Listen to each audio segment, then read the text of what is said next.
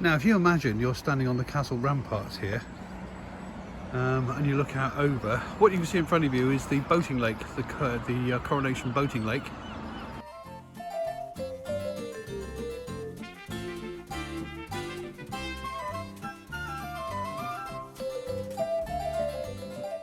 Look at that, look.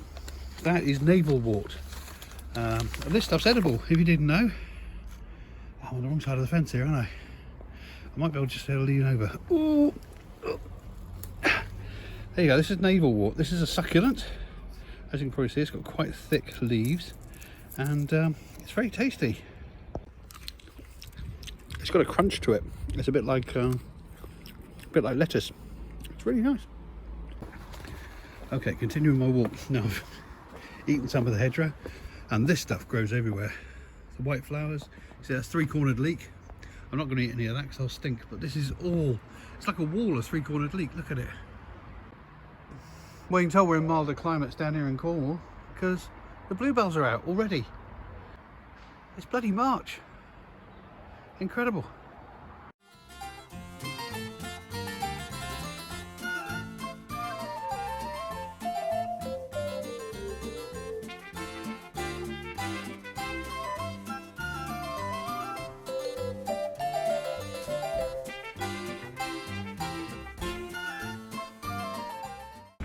And here we are, the Coronation boating lake.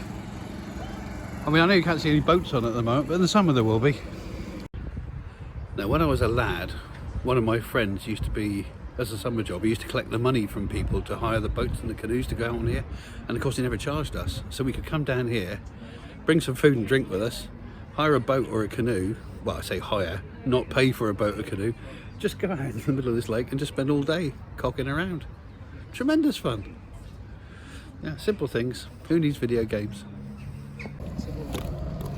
And again, if I look at the bridge just here, I don't know if I can replicate it if I get the angle right. Oh, naval helicopters. But about there on the bridge is this photograph of me and my bandmates posing.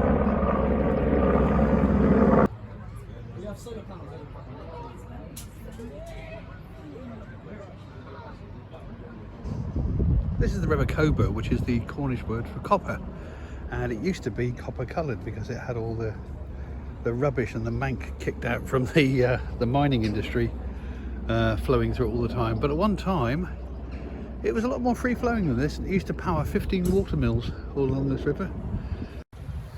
Taking a different route back into town now. As I said, we're down at the bottom here. This is Castle Green. Obviously the castle steps I came down was where I came down past that white house there, and the you can just see at the top there's the walls around the edge of the bowling green. So I'm going to walk back through St John's now and up the hill and back up into Cornish Hall Street, Main Street, because it's lunchtime and I fancy a pasty.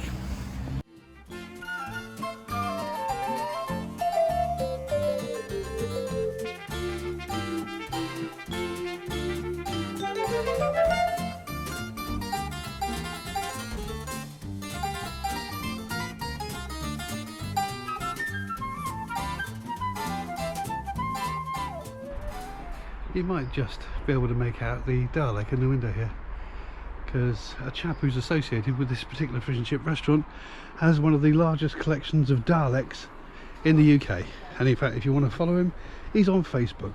It's called Cornish Daleks. I kid you not.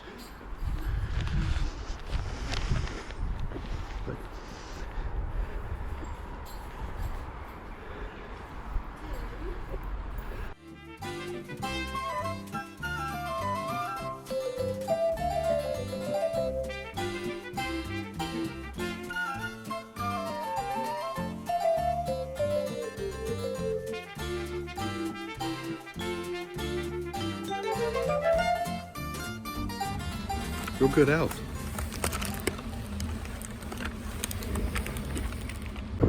So now it's on to the Blue Anchor, where I spent so many drunken teenage years for a pint with an old schoolmate. Hello, Rick. We're going to the Blue. Going to the Blue. I say, well, you're very good health, sir. And yours. You're very good health. Nice to be back in Helston. Cheers. Cheers. I've got the beer mat with it. Yeah. Splendid pint of Spingo. Yum.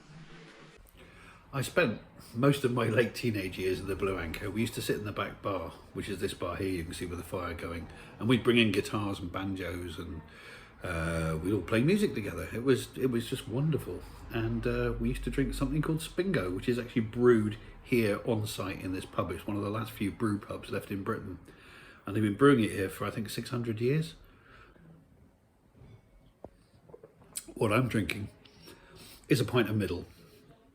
Again, back in the day, everyone drank a pint of middle, which is about 4%, I think it is. They brought something out called the Best for things like Flora Day and special occasions.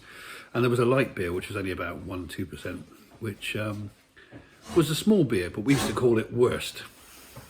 No one drank that.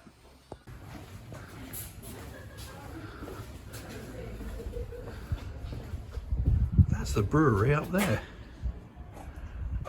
It's amazing the brewery is still there to this day when they make the beer. And then you come down here past the toilets and yeah, it's all going on at the back here. They got a Skittle Alley, old Cornish Skittle Alley. It's fabulous. Some more kennels here in Church Hill, Church Street. As he runs under here, all the way up the road, all those little steps. And then the view up the road is towards St Michael's Church up the top there.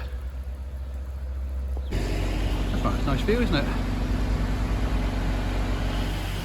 The old back of the old, because what the museum is here, this used to be the market house. This is where people used to come in and sell their cheese and their eggs and their milk and stuff. But it's now, as I say, the Museum of Cornish Life. Here's the cannon brought up from the wreck of HMS Anson.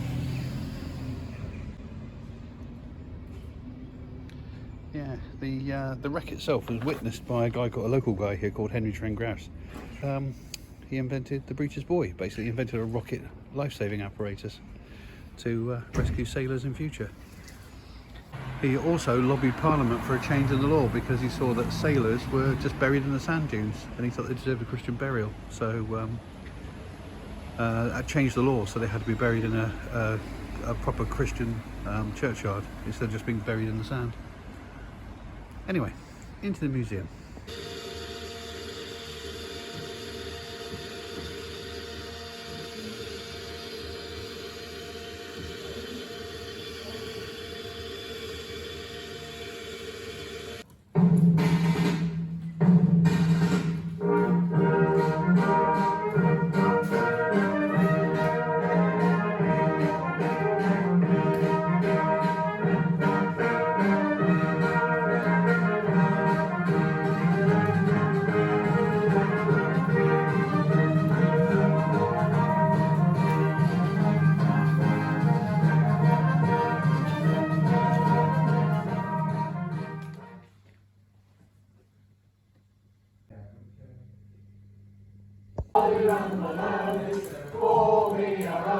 As soon as any day, oh, looking forward to the summer, the summer and the day, oh, the summer is a come, oh, and winter is a gone, oh.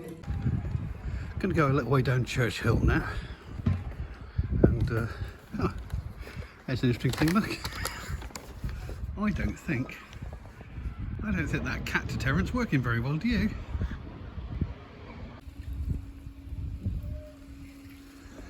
we're now going down Five Wells Lane. Now the whole of Helston, there's the 4 main roads, and then everything's joined up by all these little alleyways, these little opes and little walkways. This one's particularly interesting because, as the name suggests, it was where the public well was. And in fact, there were 5 wells along here at one point. There's only one still here, but we will come to it shortly. This is quite a buzz actually, visiting all these places again, some of which I haven't been to since I was a boy. I mean, literally 14, 15 years old. But yeah, here we go. Now you've got this rather weird cobbled place coming up. Yeah, this is Wheelbarrow Lane, and Wheelbarrow Lane is a cobbled path that takes you back up towards Cornwall Street, which is the main high street. And down here is where one of the last of the existing wells is. Let's see if we can get down here. This sort of runs from a leach further up the stream, comes down through Helston, flows to all those kennels on the sides of the road, and then exits down here in several different places. Plus there used to be 5 wells here at one point, and then goes down through the leak down here and ends up flowing down to the bottom of the town where the River Cobra. It's kind of odd when you come back to a town that you grew up in, but it's so long since you've been here. I mean, I moved away from here 44 years ago, and you come back and you're sort of looking at it with fresh eyes as an explorer, as if it's a new town you're visiting. It's quite interesting. Nice view from here, palm trees. My favourite trees of all, up by St Michael's Church there you can see a Monterey pine, beautifully sculptural plant.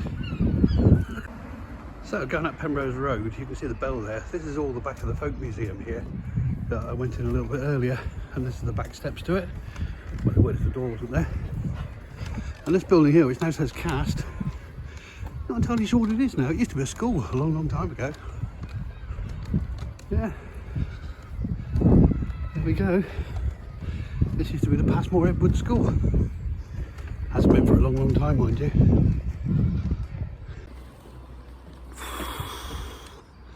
It's hard going, this.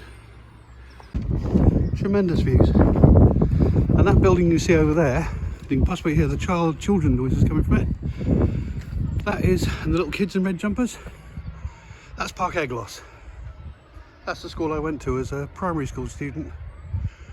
I was there until I was about 10, 11, when I moved up to the comprehensive.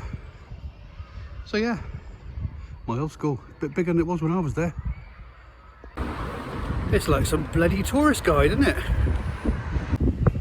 Okay, top of the hill, more kennels, more lovely stone cottages, and a thatched house you can see opposite has a blue plaque on it. I'll show you when we get a bit closer. Okay, so Bob Fitzsimmons, born, brought up in Helston here, went on to become the first ever lightweight, middleweight and heavyweight boxer of the world. He had all 3 titles at once, which I think very few other boxers have done. Even to this day, if you go and look at the rankings in the boxing industry for the hardest hitters, he still comes in the top 5. And this was bare knuckle boxing back in those days. Extraordinary.